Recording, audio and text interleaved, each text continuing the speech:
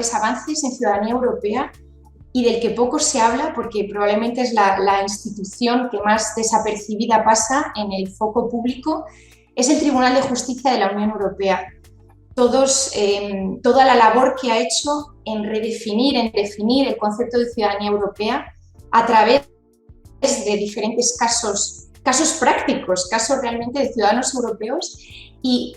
cómo ha ido diciendo a los Estados miembros qué debe considerarse ciudadanía europea y cómo deben ampararse esos derechos de los ciudadanos europeos. Y creo que es algo que a veces pasa desapercibido y a mí me parece fundamental en cómo ha ido avanzando la ciudadanía europea. Luego también creo que se ha avanzado en los mecanismos de participación. Efectivamente, la Conferencia para el Futuro de Europa ha sido una vía que ha dado libertad de expresión a los ciudadanos europeos para que su voz sea oída en las instituciones y ha sido recogida en un documento. Y bueno, ojalá esto no quede en saco roto y realmente todas las propuestas que tiene ese documento realmente den sus frutos, quién sabe, en una eventual reforma de los tratados o ya veremos.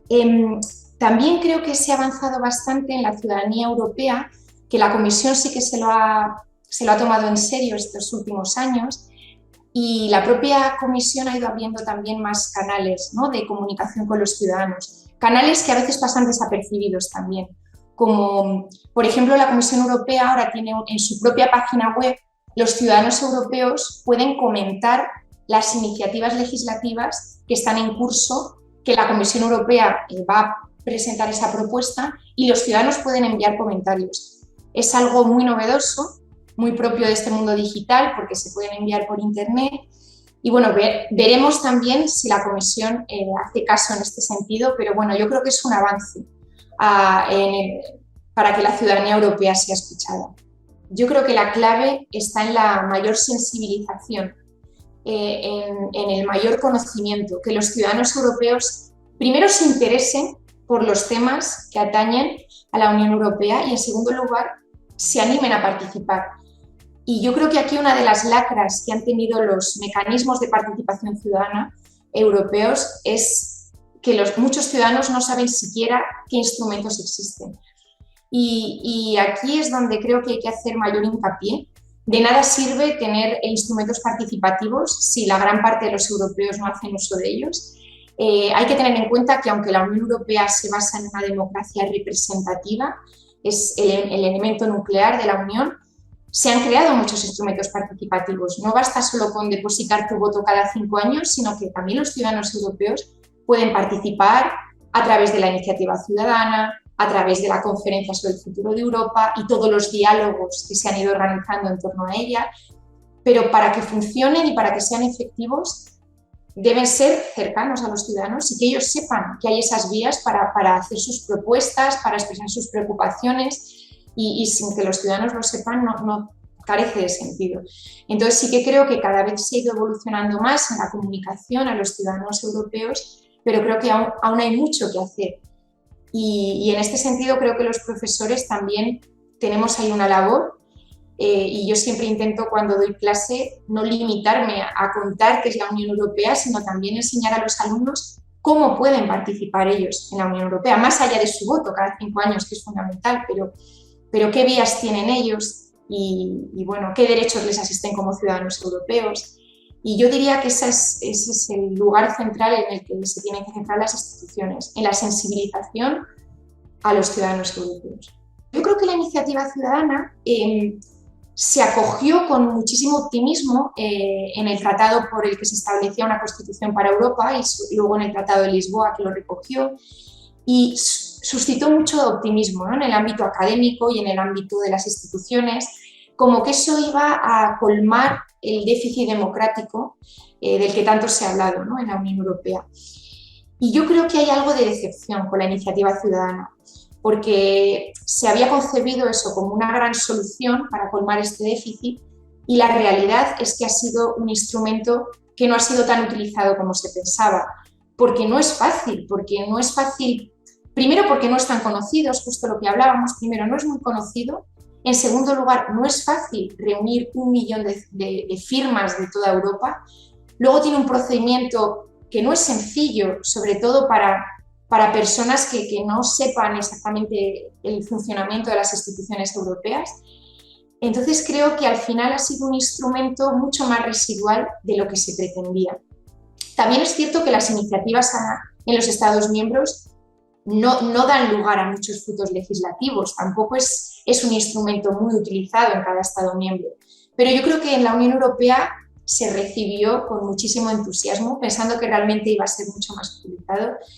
Y la realidad es que desde que se comenzó a utilizar en 2012, tan solo 6 iniciativas han llegado al final del camino y han recibido una respuesta por la Comisión Europea. Y de esas 6, solo 2, la Comisión ha decidido tomar medidas legislativas al respecto. Con lo cual es un resultado un poco, sí que yo lo podría calificar un poco de frustrante si tenemos en cuenta que hace 10 años se escribía muchísimo sobre la iniciativa ciudadana y de hecho hoy en día ha pasado un poco desapercibido en el debate político, ya cada vez se habla menos de la iniciativa y ha dado paso a otros mecanismos de participación, pues como la conferencia sobre el futuro de Europa o el derecho de petición. Hay instrumentos mucho más utilizados que la iniciativa. Yo creo que sería un elemento muy importante y, como bien dices, el Parlamento Europeo ha sido la institución que más ha impulsado estas listas transnacionales. Es una iniciativa que ya se propuso hace muchos años y en mayo, efectivamente, el Parlamento ha elevado esta propuesta para modificar el acta electoral. Pero con las listas transnacionales a mí me pasa un poco como con la iniciativa ciudadana. Creo que a veces se pone todo el peso en una bala de plata y parece que es la medida estrella que va a democratizar la Unión Europea. Y yo creo que es un paso importante, pero no debemos olvidarnos de todo lo que hay debajo de eso. Y es que al final los ciudadanos europeos también necesitan saber que están votando e interesarse antes de ir a votar. Yo sí que creo que el hecho de que tengamos listas, no solo nacionales, solo con los nombres de los partidos nacionales, sino de toda Europa, puede contribuir a eso. Pero no va a ser la medida estrella que democratice la Unión Europea si no hay antes un espacio público europeo, un auténtico demos europeo que debata en clave europea, no en clave nacional. Yo creo que esas listas, una vez más, van a ser, no sé si una decepción, no me atrevo a decir tanto y no quiero ser tan negativa, pero si al final, cada vez que llegan las elecciones europeas, no hay un debate auténticamente europeo, y con esto también hago un llamamiento a la clase política europea. Cada vez que hay unas elecciones es muy triste comprobar que los políticos, cuando se reúnen a debatir, al final terminan hablando en clave nacional. Y al final los debates se convierten en una instancia más casi de las elecciones regionales, nacionales, autonómicas. Y yo creo que si al final los políticos no debaten en clave europea, los ciudadanos no van a ser conscientes de que también hay que votar en clave europea. Por tanto, bienvenidas sean las listas transnacionales, yo soy muy partidaria de ellas, pero creo que es una medida que no puede adoptarse en solitario, sino que debe ser un conjunto para crear un interés por los temas europeos y hacer que la gente vaya a votar, pero vaya a votar en clave europea, no solo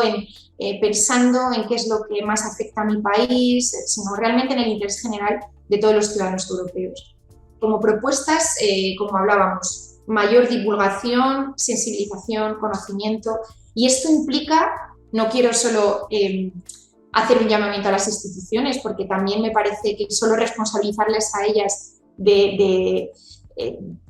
crear la ciudadanía europea y de movilizarla es injusto. También creo que las autoridades nacionales deben hacer mucho más al respecto. Creo que realmente desde pequeños en el colegio se nos tiene que enseñar qué es la ciudadanía europea y que desde pequeños seamos conscientes de qué conlleva ser ciudadano europeo, qué derechos nos asisten, desde jóvenes, desde pequeños,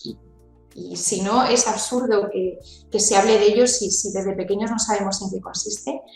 Y también, como decía, la clase política. Es muy importante que la clase política mande este mensaje de qué significa ser ciudadano europeo, porque yo he asistido a debates donde ni los propios políticos sabían qué implicaba esto, lo cual me parecía muy triste. Luego ya a nivel más técnico, más jurídico, yo creo que sería una buena medida sería sistematizar en los tratados la ciudadanía europea, ahora mismo está bastante disperso los derechos de los ciudadanos europeos, ¿no? Nos encontramos que en el artículo 20 del Tratado de Funcionamiento de la Unión Europea y siguientes vienen unos derechos establecidos, luego vamos a la Carta de Derechos Fundamentales y aparecen los mismos derechos y de repente los derechos ampliados, el principio de buena administración, tal, y yo creo que hay bastante incoherencia en ese sentido y creo que estaría muy bien sistematizarlo, aunque esto ya es una cuestión bastante técnica y bastante jurídica, pero también creo que sería una forma de mejorar la ciudadanía europea. Y además me gustaría decir que a veces no damos importancia a lo que tenemos hasta que lo perdemos y creo que el Brexit nos ha puesto delante de nuestros ojos lo que es perder la ciudadanía europea. Yo, por ejemplo, tengo amigos ingleses que, bueno, siempre han sido conscientes de sus beneficios, pero ahora están sufriendo las consecuencias de ya no ser ciudadano europeo, todas las trabas que van a vivir a la hora de residir en otro Estado miembro en el futuro, de moverse, a todo, ya no van a poder votar en las elecciones, evidentemente. Y bueno, pues por eso ahora debemos ser conscientes de todos los derechos que nos asisten y no esperar a otro Brexit a darnos cuenta de ello.